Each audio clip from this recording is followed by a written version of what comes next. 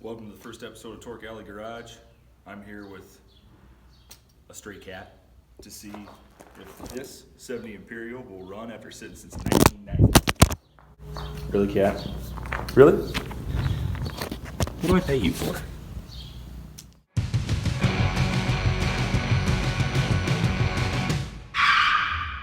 So this 70 Imperial has been sitting since 1993. Old boy drove it back from Minnesota. And it's set in storage for quite a long time.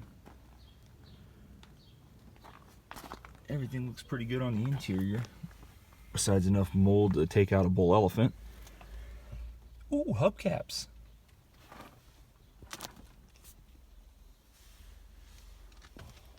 I think we have a trunk panel.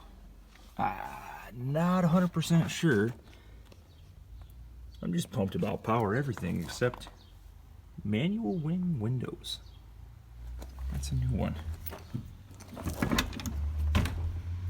Crushed my hand against the 2x4. But everything looks pretty good. No headliner sag. All the glass is here. Vinyl's intact. I don't think we're going to be able to get to the trunk for a little bit yet, but it's a good start. So apparently when it was parked, he did 95 into the storage unit because this is bent back from the wind. We're not going to mess with that because I don't feel like breaking it off today. But just to show you, everything else is, well, no, it is pretty clean. I think that's about our only piece of rust right down here. Tires still kind of hold air.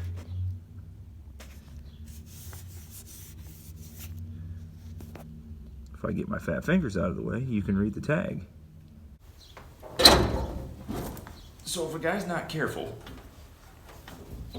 he can actually make his own chiropractor adjustment just by lifting the hood. So I'm pretty excited about this. This is a Chrysler 440, which means I have no clue what I'm doing on it, considering I'm an Oldsmobile guy, and this is a little bit different.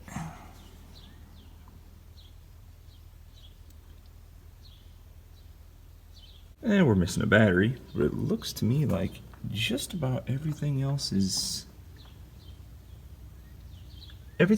here. We're just going to go ahead and speak that out. Hope for the best. Let's take a look here and see what this looks like.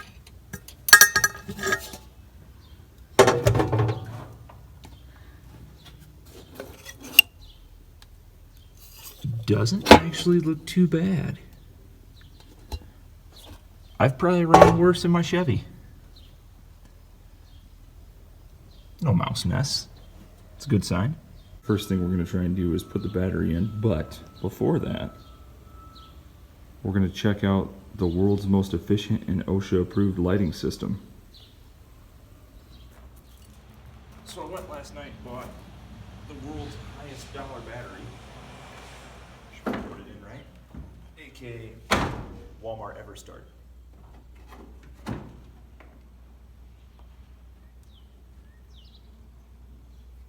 And I'm going to trust that the last guy has the positive and negative cables the correct way.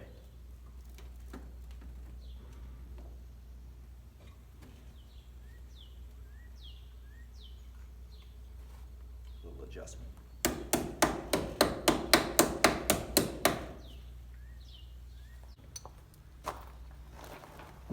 Now, for those of you saying, why'd you hook the battery up if you're going to do electrical stuff anyways?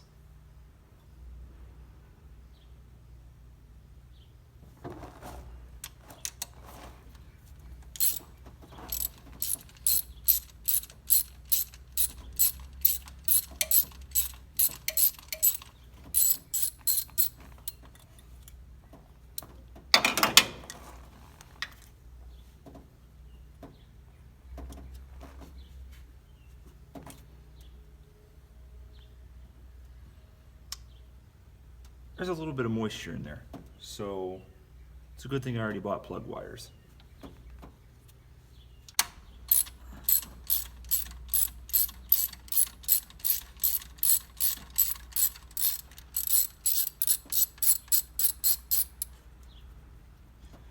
When in doubt, just start taking stuff apart and try and remember where you put your tools and bolts. And usually good things can happen.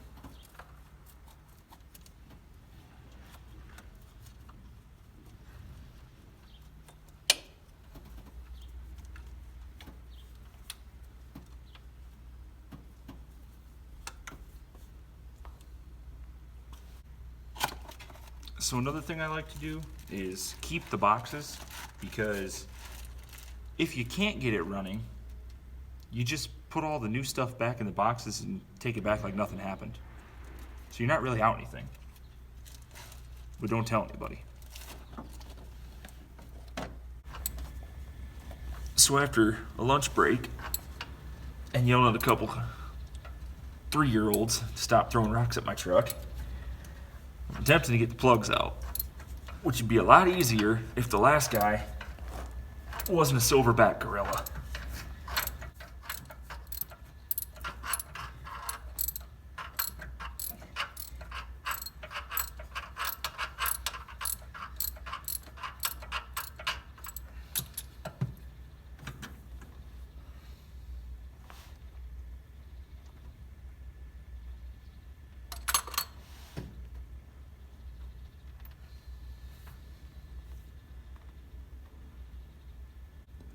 I've seen worse. One thing I'm not sure about is why this spark plug was hand tightened. Looks better than the last one, but we're still gonna go with new. So after doing coil, cap, rotor, plugs, points, condenser, and plug wires, I think we're going to hook a gas can up to the fuel pump, because this old gas smells worse than paint thinner. Tried starting this, and it makes a little bit of a noise.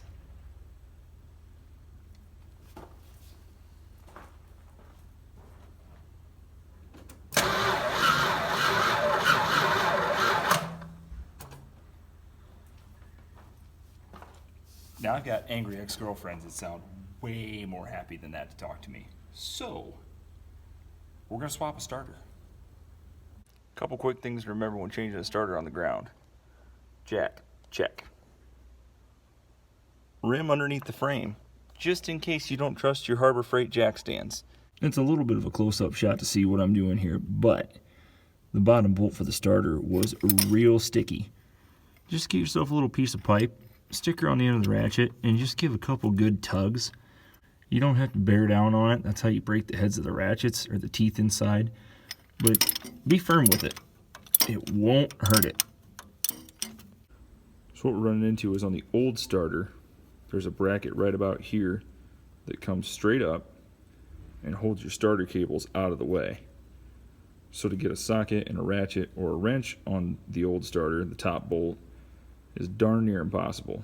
So I think we're going to take a little bit of a break, maybe call it a night, because I'm pretty sure it's about supper time, and maybe take a crack at it tomorrow. If there's an easier way to get at the top starter bolt, I haven't found it. On the plus side, I know that for Christmas I'm going to ask for 3 elbow joints on my right arm. Okay, so top bolt's tight, bottom stud has the nut tightened up on it. A lot of guys always ask, how tight do you make stuff? You know, crank it down, bear down on it. Usually till you pop a blood vessel, or I like to go with the German torque specs, Guten tight. We're gonna try a little test hit here on the starter, see if she sounds a little bit better than last time. Much happier.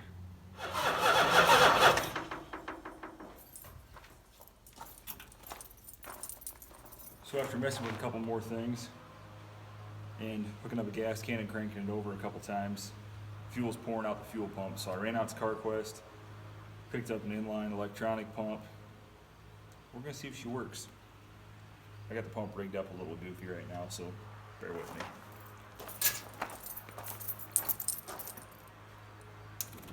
We got a random cat that showed up.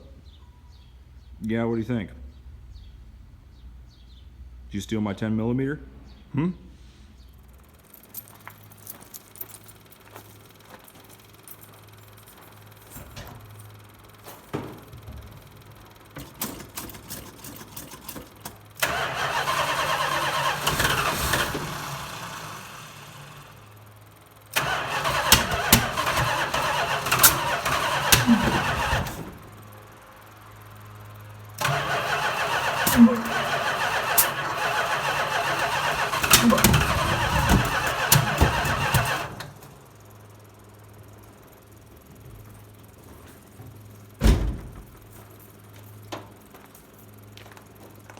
Usually caveman like fire. I don't like it when it's coming out of the car. Okay, starter's in, electronic fuel pump is on, battery's gonna be hooked up, plug wires rechecked on the cap. I had them mixed up, so now they're correct. We're gonna kick on the electronic fuel pump and see if we can get her to run.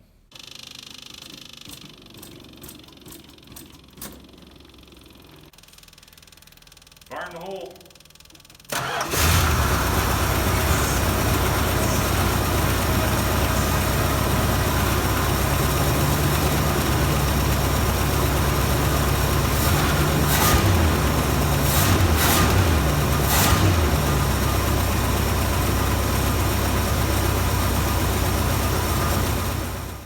So one thing I forgot to mention, anytime you start these old girls up, always check your oil pressure. So when I jumped back in, that's what I did, running at 50 PSI, looking great.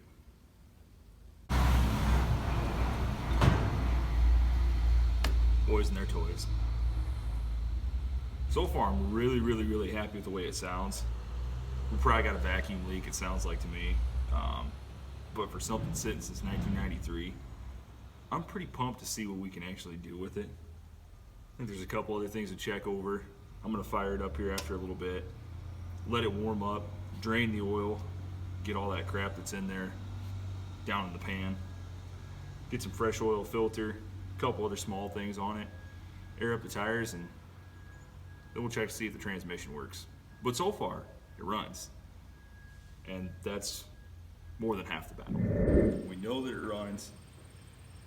The tires haven't seen the road since before I was born, so we're just gonna trust that the brakes work too. Just to give you folks an idea, you know, your fuel line doesn't have to be perfect.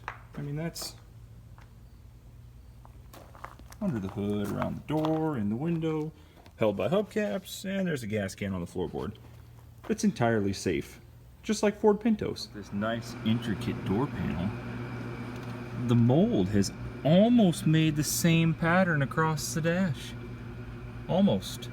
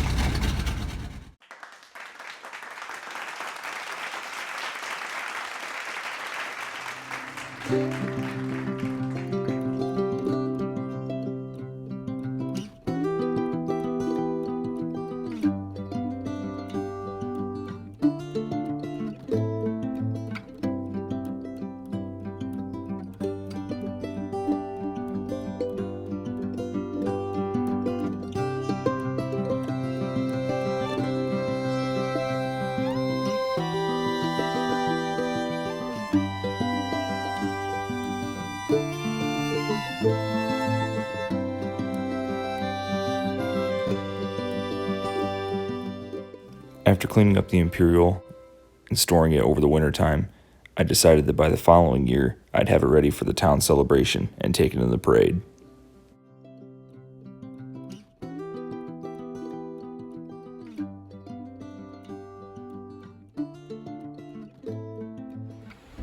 Welcome back.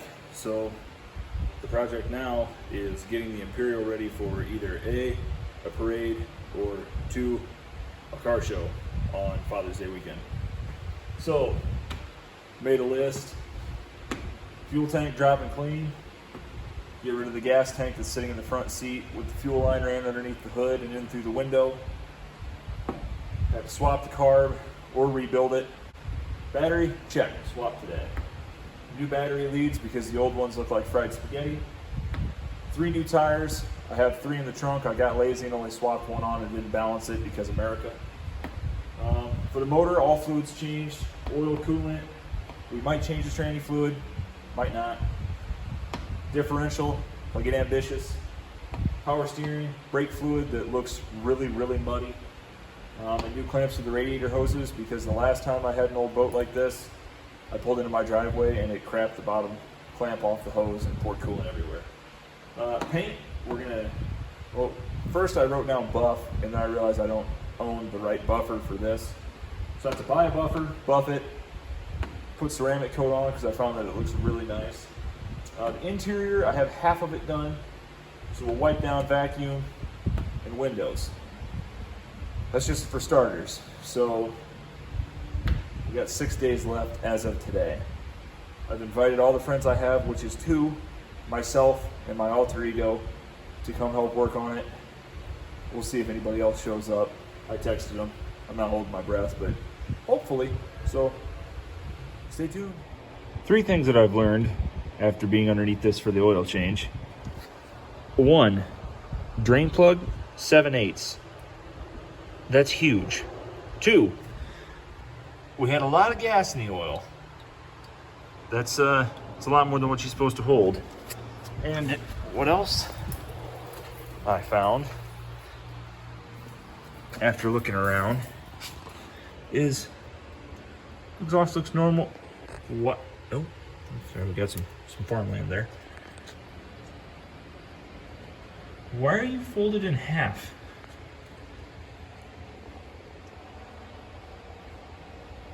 That pipe should be round. She's flat. Why? We'll add it to the list. Just like everybody out there, I'm sure you keep your extra Sawzall blades underneath, some Teddy Grahams, pretzels, sunglasses, cleaner, and rubber gloves, body fasteners. Distributor, wait a minute, what are they? Rotor screws for a 97 Chevy with a 5.7, I think. I'll use them sooner or later. So I'm a firm believer that if you find the tool on the first try, you weren't working hard enough the time before, because clearly if you found it, I mean, who puts their tools away? After somebody decided to make part of the exhaust flatter than Nebraska, we're gonna do what every good American does and cut their exhaust off. Now I usually employ the safety squint. The last time I got something in my eye, I had to wear an eye patch. I was like a pirate for about a week and a half. And drinking rum before 10 a.m., it gets old real fast. Here goes nothing.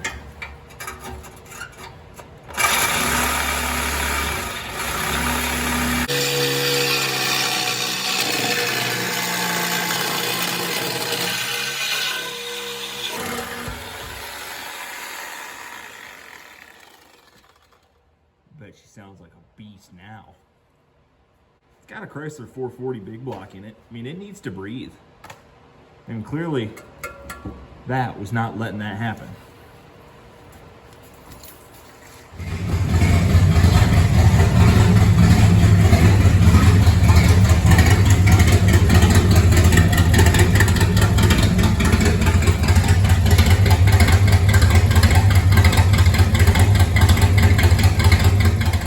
For a minute to see if I could figure out my leak. Turns out fuel pump right up over here, the electronic one, hose runs down up and into the carburetor. Well, it's dripping at the pump, going to the lowest point of the hose, and then was dripping onto the cross member and then pouring out onto the floor. I couldn't figure out why. I thought it was oil. Turns out it's not. It's way stronger than that. It's not as strong as the exhaust fumes in here, but she's pretty tough. I don't think the camera's really picking it up, but it looks like a Pink Floyd concert in here. Day 1's done. Got the oil changed. Found the leak that I thought was an oil or power steering leak. Got the radiator clamp swapped. Cut the exhaust. Well, that's not a whole lot. Poured a little bit of brake fluid in. It's got brake pressure-ish. I don't know, that's probably my biggest concern with getting it ready, at least to even taking the parade, is brake pressure. But I mean, kids scatter, don't they? I don't know, I guess I'll find out. But Day 2 coming up. Yay. I guess I did forget. Got the whole front end greased. And apparently whoever parked it in 93 had it greased the day before, because after like 4 pumps, it pissed grease literally out of every single spot that it could. Like every crack. The ball joints were full, tie rod ends were full. It was a great time. So on top of being dirty from being here at the shop, working all day today, then pulling this in after hours, I had grease smeared up one side of my nose, down one pant leg, you know, probably somewhere in my hair. I'll figure it out. It'll be fine. After a rough day at the shop, I decided to take the Imperial out and get pizza at the local pizza joint. I had no idea that when I go to bring it back, it was not going to be a fun time.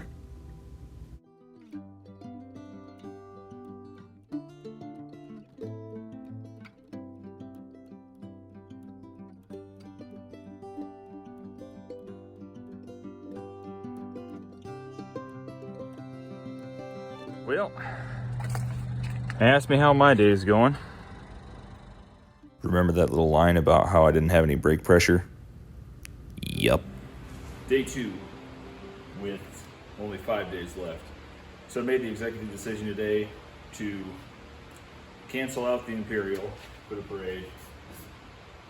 We'll still leave the list, but after doing some research last night on the brake situation and realizing that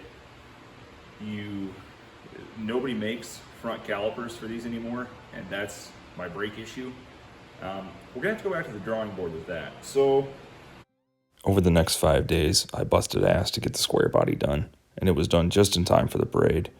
And while that is a whole nother story, fiasco, and video for a different time, at least the Imperial got one last drive before it got parked and put up for sale.